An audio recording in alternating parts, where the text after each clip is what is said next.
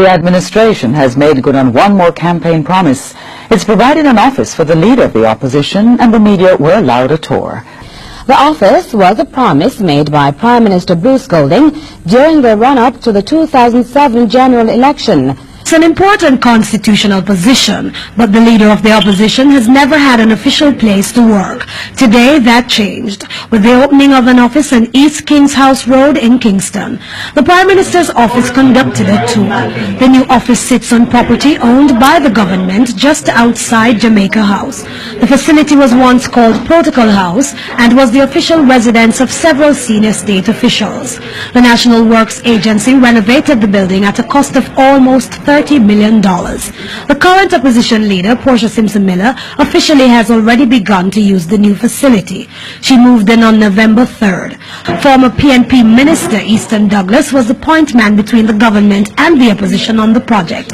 He says Mrs. Simpson-Miller appeared to be at home in her new office. I have found the impression that she's satisfied with having an office for the leader of the opposition to operate from, and where she can also accommodate and have meetings with our spokespersons and with others who have an interest in having a meeting with the leader of the opposition.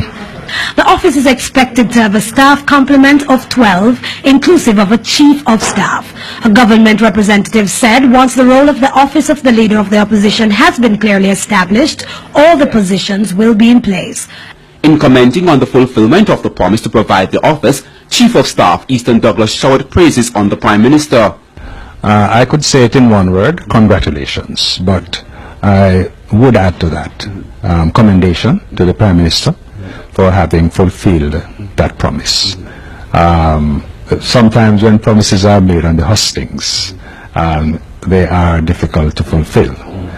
And will this delivery help to diffuse caustic tensions between the opposition and the government? I think it is going to take more than an office. Nevertheless, it's quite a gracious office which boasts a reception hall, administrative areas and a boardroom.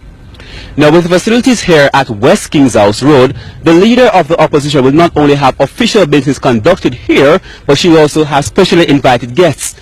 Interestingly as well, a number of opposition spokespersons will also be here. That's expected to impact on the performance of the opposition, as meetings with various spokespersons will be carried out here. Mr. Douglas does not think this will necessarily lead to the placing of pressure on the opposition to perform. I think it's a matter of her having additional competence from support staff that she might have to be finding outside on an ad hoc basis rather than having her own staff that she can call on to give her the support that she requires. Meanwhile, the opposition leader was noticeably absent from the proceeding. Clerk of Parliament Heather Cook sought to stay clear of any scheduled bungling that may have been the cause. Mr. Douglas, however, addressed the issue.